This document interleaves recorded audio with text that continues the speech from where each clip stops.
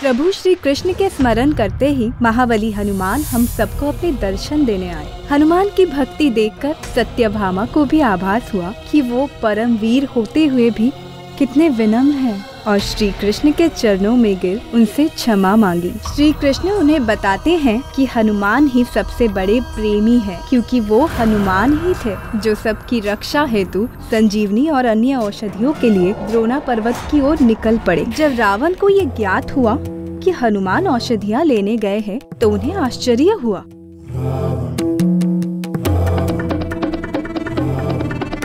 उस पर ब्रह्मास्त्र का प्रभाव नहीं हुआ? नहीं,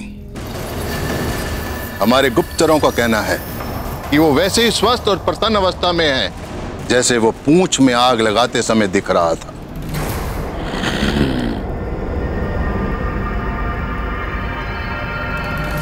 ये कैसे संभव हो सकता है? ब्रह्मास्त्र के आगे इंद्र क्या, मुझे भी झुकना पड़ता है। वो जटाधारी राम भी तो ब्रह्मास्त्र के आगे विवश होकर अचेत पड़ा हुआ है। ये वानर कैसे प्रभाव मुक्त रह सकता है? यही तो घोर आश्चर्य है। तो क्या वो वानर तथा कथित परम ब्रह्म और मुझसे भी अधिक शक्तिशाली है? आपकी बात तो मैं नहीं जानता। जहां तक उन दोनों का संबंध है तो हनुमान स्वयं को श्री राम का तुच्छ दास बताता है। केवल राम, केवल राम।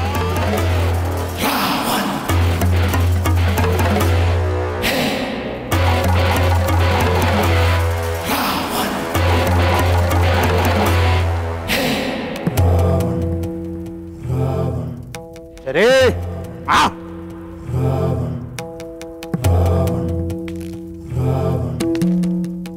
कोई मेरी शक्ति को कम करके आंकने की भूल ना करे। मेरे पराक्रम से इंद्र भी हर हर कांपता है। ग्रह नक्षत्रों को मैं अपनी इच्छा से जहां चाहे अपनी इच्छा से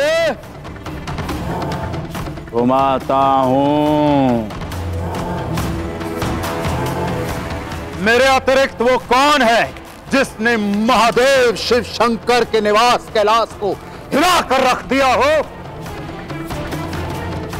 मेरे अतिरिक्त है कोई ऐसा तपस्वी जिसने 10 सहस्त्र वर्षों तक तपस्या की हो और हर 1 सहस्त्र वर्ष अपने एक एक शीश को स्वयं काट कर अर्पित कर दिया हो?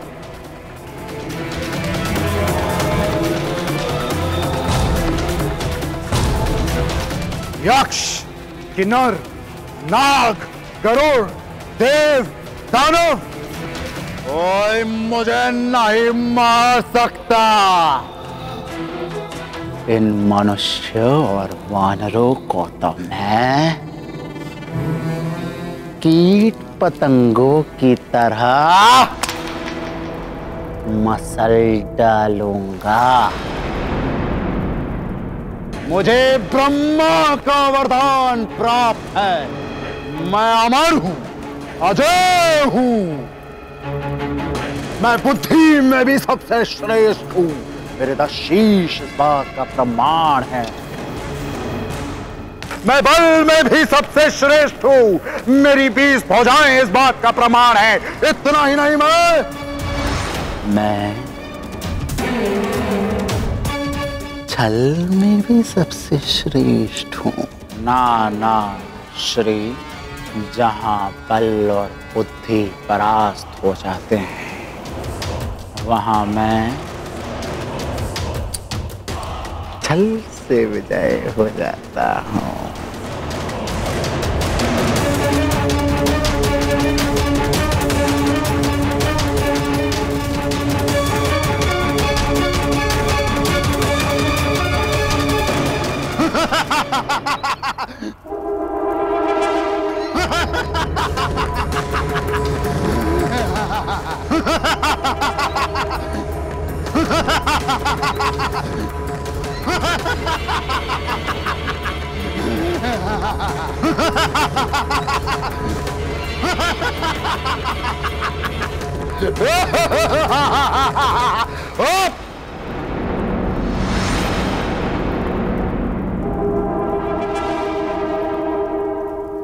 कालनेमी,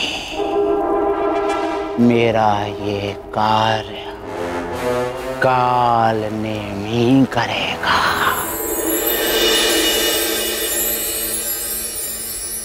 कालनेमी बड़ा ही मायावी था।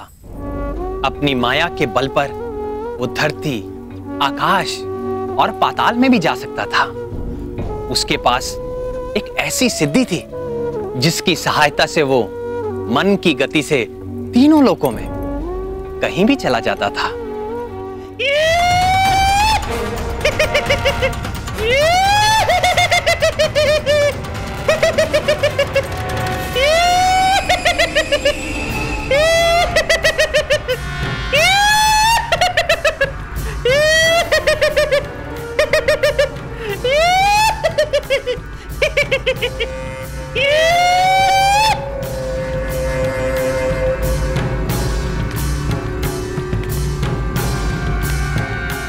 कालनेमी, तुम आ गए।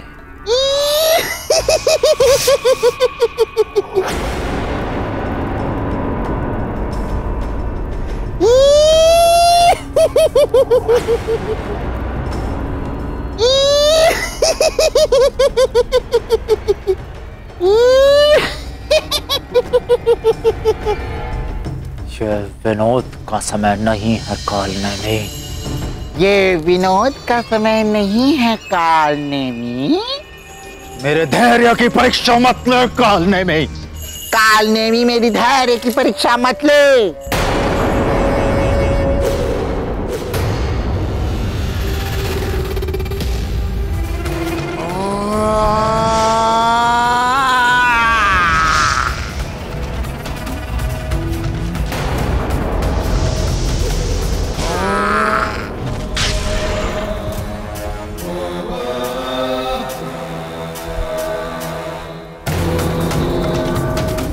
दशानन को रुष्ट करने का परिणाम जानता है?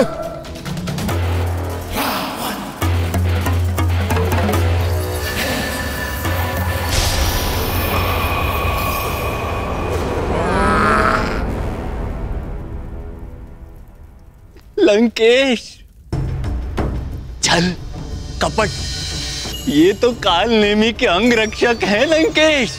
छल, कपट, कला, विग्रह, दुराचार, मिथ्याचार, माया, मोहन, वशीकरण, कुछ भी करके, कोई भी युक्ति से उस वानर का अंत कर।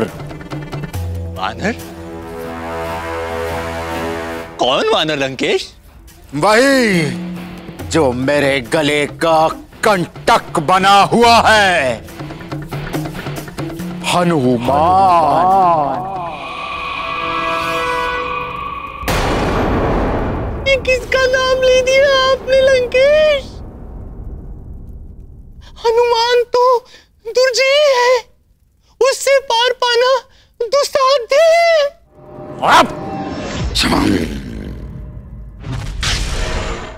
यदि तुमने ये कार्य कर दिया और हनुमान नामक कंटक निकाल दिया तो ये दशानन का वचन है कि तुम्हें लंका सहित पृथ्वी का आधा राज्य दे दिया जाएगा।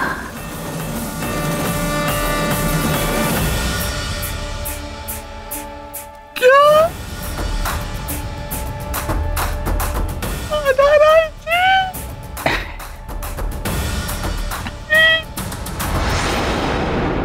नहीं, हनुमान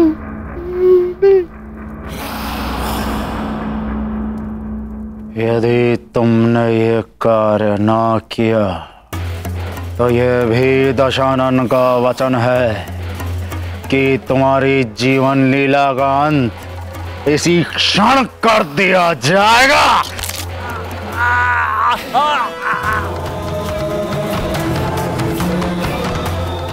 और मेरा कार्य करेगा कि नहीं? तो मैं हनुमान के प्राण भले ही न ले पाऊं, किंतु इतना अवश्य सुनिश्चित कर सकता हूं, सूर्य उदय से पहले रणभूमि में न पहुंच सके।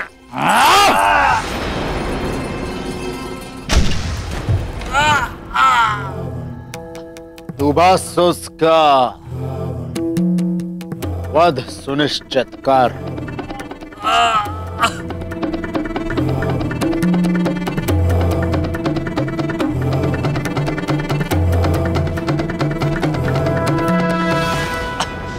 लंकेश, जो कुछ संभव हो सकता है मैं वही बता रहा हूं।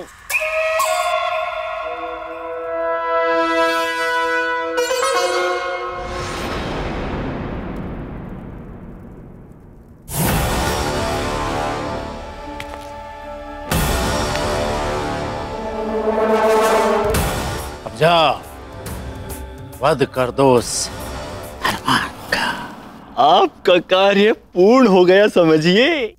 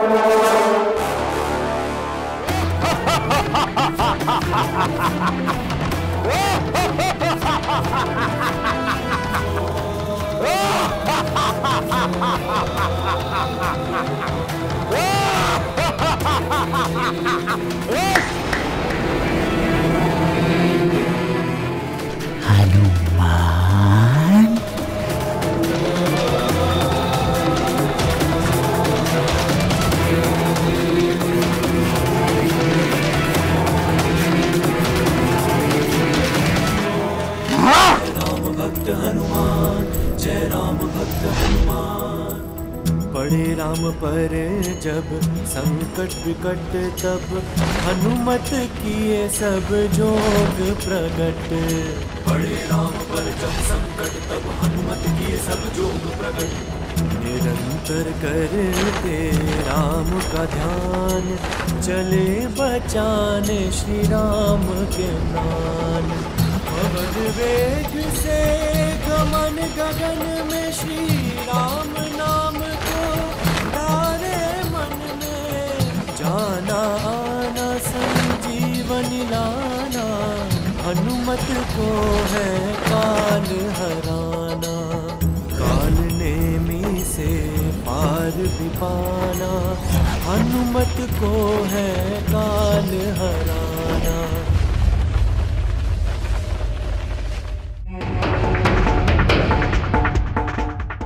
अपने मित्र की कार्य सिद्धि के लिए अपना काल कूट विष प्रकट करो मित्र।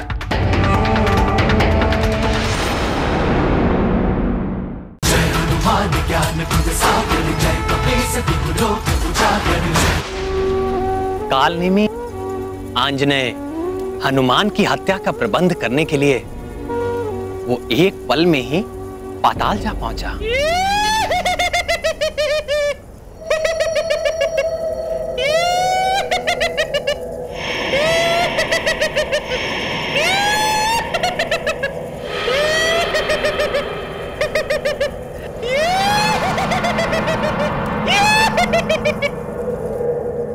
मित्र दंत कंठक, प्रकट हो मित्र।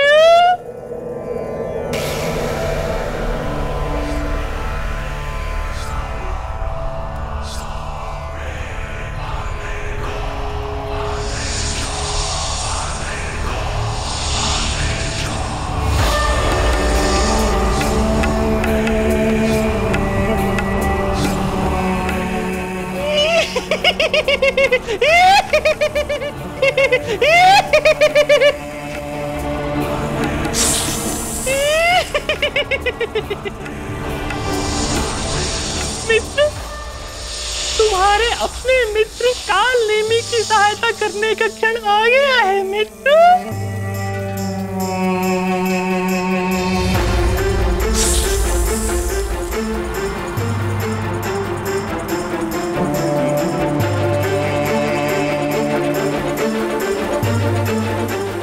अपने मित्र की कार्य सिद्धि के लिए अपना कालकूट विष प्रकट करो मित्र।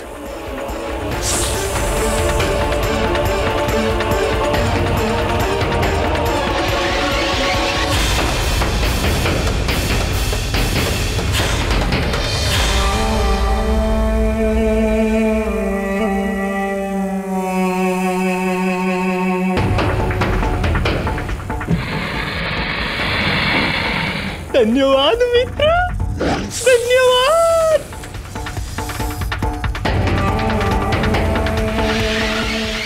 लंका सही पृथ्वी का आधा राज्य। हनुमान। कालकूट विष लेने के पश्चात कालनेमी एक पल में ही द्रोण पर्वत पर जा पहुंचा और एक तपस्वी का रूप धरकर शिला पर बैठ वो पाखंडी भगवान भोलेनाथ के मंत्रों का जाप करने लगा।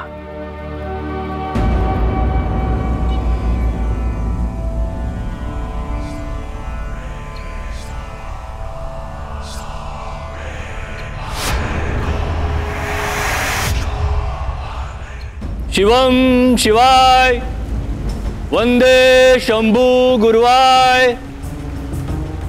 ओम नमः शिवाय। ओम नमः शिवाय। ओम नमः शिवाय। ओम नमः शिवाय। नमः शिवाय। ओम नमः शिवाय। जय श्री राम। मुनिवर, मैं केसरी पुत्र हनुमान। हमारी अंतर्दृष्टि कहती है कि आप बहुत दूर से आए हैं, इसलिए आपको जलपान की आवश्यकता है। ये लीजिए।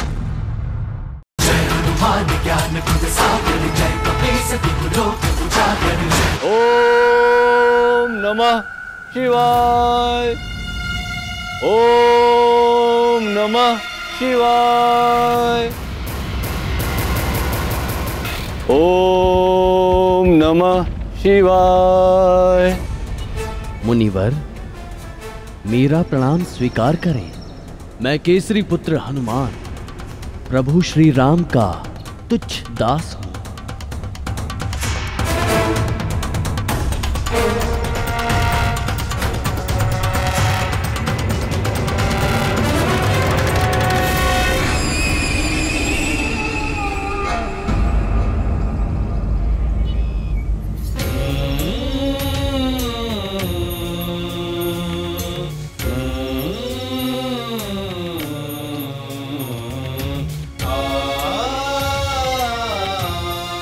कल्याण हो। वत्स, यहाँ किस उद्देश्य से आए हो? यहाँ तो साधकों और तपस्वियों के अतिरिक्त और कोई नहीं आता। मैं यहाँ पर संजीवनी आदि 4 दिव्य औषधियाँ लेने आया हूँ, किंतु मुझे जो लक्षण दिए गए थे, यहाँ पर तो सारी औषधियाँ वैसी ही प्रतीत हो रही हैं। आपकी सहायता का आकांक्षी हूँ। किंतु हमारी अंतर्दृष्टि कहती है कि आप बहुत दूर से आए हैं, इसलिए आपको विश्राम और जलपान की आवश्यकता है।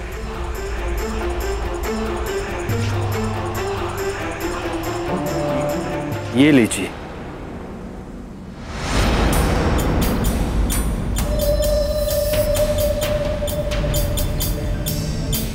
क्षमा करें मुनिवर, राम कार्य के मध्य में मुझे नहीं विश्राम। ठीक है, विश्राम नहीं करना चाहते ना करो, किंतु ये शीतल जल तो ग्रहण कर लो।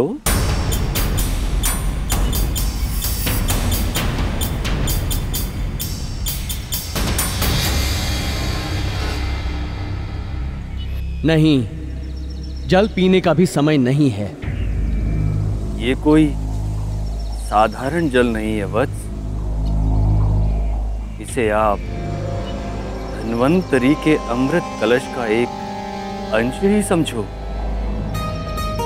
इसे ग्रहण करते ही आपकी देह में ऊर्जा और उत्साह का संचार हो जाएगा।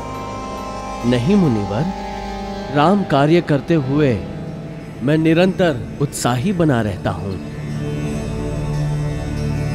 मेरी आपसे प्रार्थना है कि आप औषधियों का निर्णय करने में मेरी सहायता करें।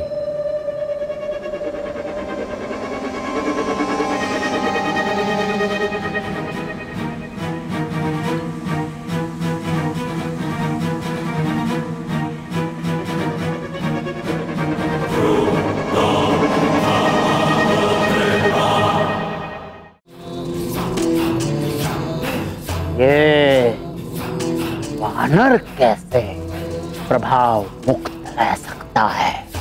यही तो घोर आश्चर्य है। तो क्या वो वानर तथा कथित परम ब्रह्म और मुझसे भी अधिक शक्तिशाली है? आपकी बात तो मैं नहीं जानता।